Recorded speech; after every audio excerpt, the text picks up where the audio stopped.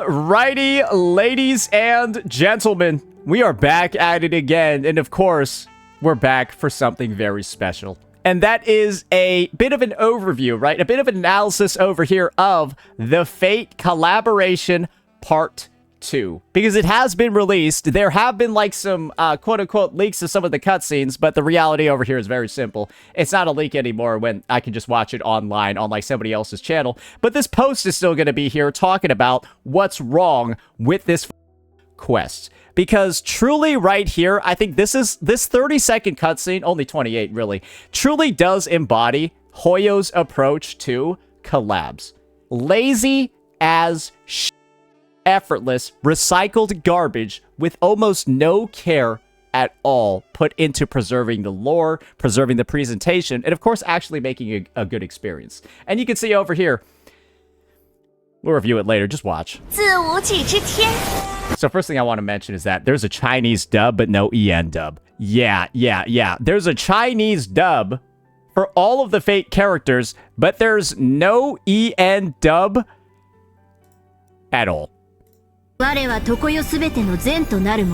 is it in JP, but you can see over here. When you're done investigating, that's what it defaults to. Yes, yes, you'll have your game in English, and then the Fate characters will be speaking in Japanese still, while they have the CN dub.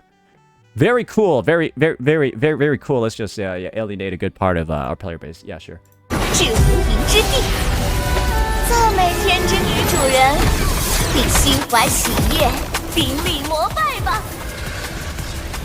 And that's the boss. You might recognize the boss. Now let's see this other part. And this is where, like, I think it's just really, they decided to kind of, like, molest the lore of this game to give Gil a cool aura farming moment. Let's just watch what he does here.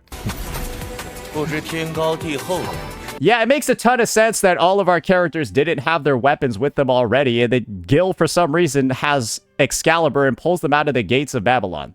I guess we'll find... yeah, I guess he has Excalibur for some reason, even though, like, that's...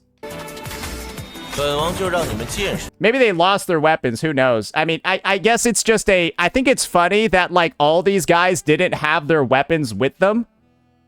And, like, Gil just summoned a bunch for them. Like, why would they not have their weapons in the first place? Maybe it's explained in the story. I don't fucking know.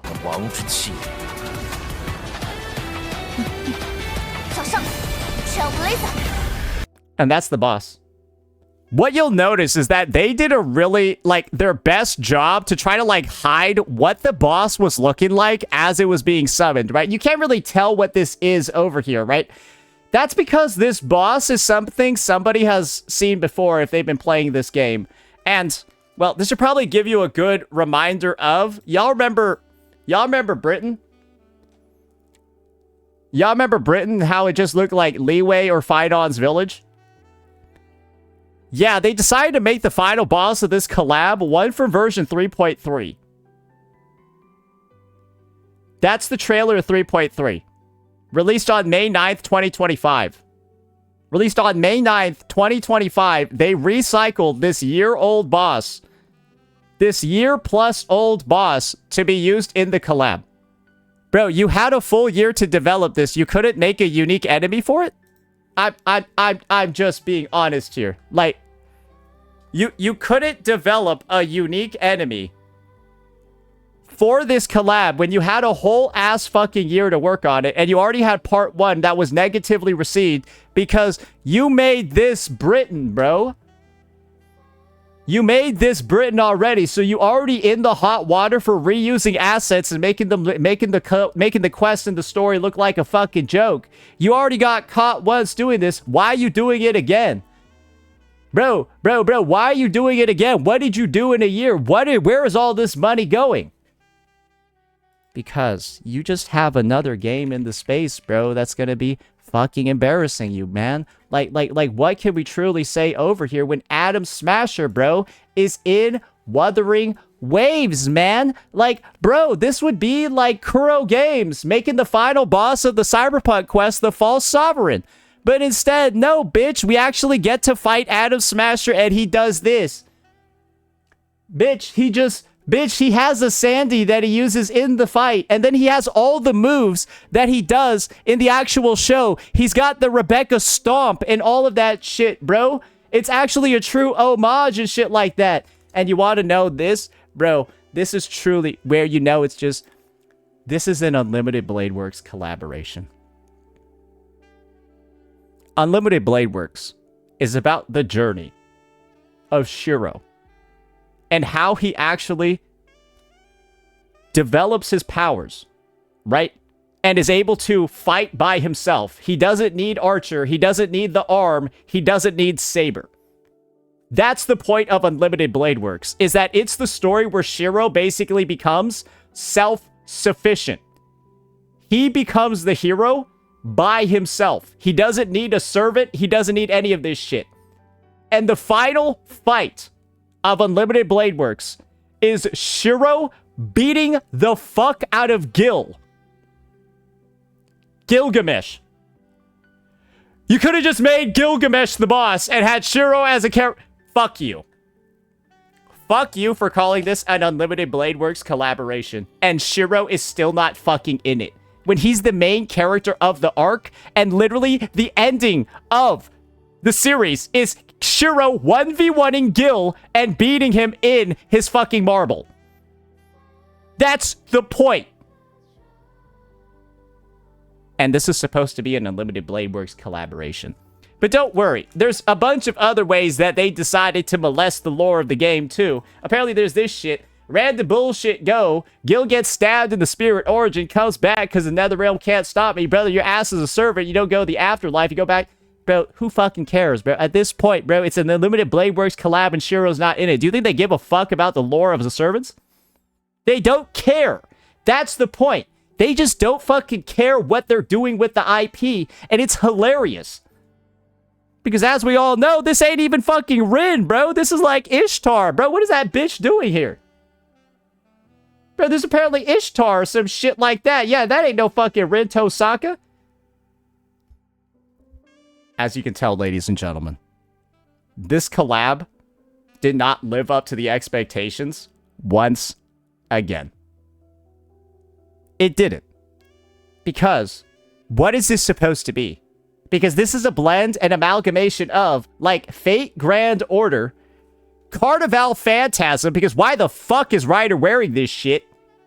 Like, I have to assume this is Carnival Phantasm Ryder. That's why the fuck he's wearing, like, casual clothes like this. So, that, like, that's not what he looks like in fucking UBW.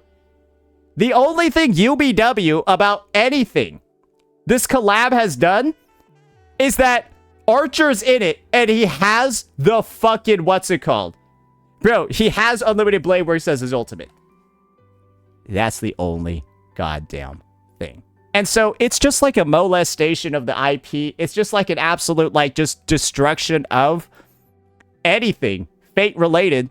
And it's all being done in the laziest cash grab way possible because they're recycling bosses from a year ago. And they still don't have the EN dub. And this is what they followed up with after this being 60% of the last Fate story quest.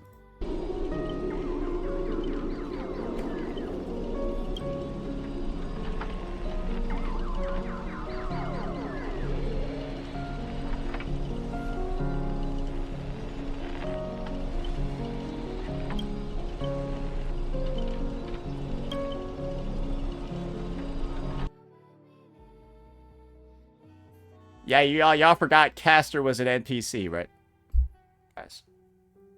Guys. Are we just trying to get made fun of? Are we just trying to get made fun of? Because do recall, this is what they decided to put out. Something that that is this unfaithful to the IP. Something that is like this low quality. Something that is just this shit. And looks this shit. And is visibly so dog-ass. Remember, this is coming out right after the Wuthering Waves collaboration. So let's go see how some HSR players are reacting. I think that this person isn't very serious, but who knows? Maybe they are. Just finished, and wow, honestly, 10 out of 10. This is how you do a freaking collab. I was so disappointed with how bad and predatory the Wuwa X Cyberpunk collab was. Not to mention the horrible writing and bad character design, but HSR raised the bar once again. Crying face. The crying faces is why I think this post is like giga sarcastic. Probably from the main perspective of they know it's bad. like they know it's not good. And like this just reads as sarcastic, doesn't it? Wait, let me just see what the reaction is here. 本王就让你们见识见识何为真正的王之气。 I like how they cut out that it's a recycled boss. I like how they cut out that it's a recycled boss in this post over here. Yeah, they didn't want to show that part. Yeah, they didn't want to show the zoom out and just show that fucking boss from Amphorius, bro. Yeah. Oh, and then we got the... Why is gay bulk not red? Hey, the questions will never get answered, right? And guys, you can just tell that this is a sarcastic post over here when they're saying shit like... when they're saying shit like this. All they could do is rage bait. Because Wuthering Waves just released one of the best collaborations ever. This alone, this screenshot alone, should just tell you that Wuthering Waves' collab, this alone makes it a better collab than anything Hoyo has done with Fate. This one fight is a better collab than the entirety of the Fate quest and the Fate story and like the 2 patches they had for it. Why? This is Night City in the background, bro. Or like a scenario based around Night City, bro. You got a boss from Cyberpunk, bro, with all of the fucking tricks and you got 2 Cyberpunk characters, right? Just with the MC. Guys, it's so embarrassing for Fate to come out with whatever the fuck it came out with when this is just... And then this cutscene, bro. Yeah, let's just watch this. Just... I'm gonna talk about the lore significance of this. Oh, the music too. Literally playing the 2077 theme, bro. And then this is the final fight cutscene, man.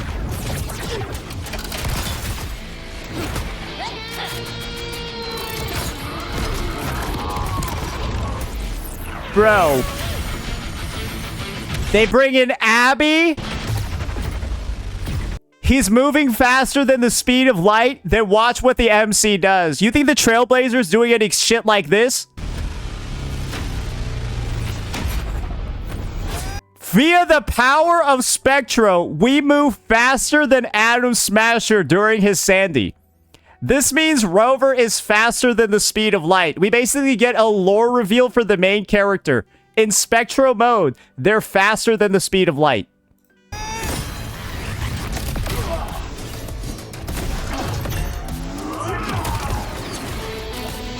This clears the entire collab already. This clears everything that Hoyoverse has done already.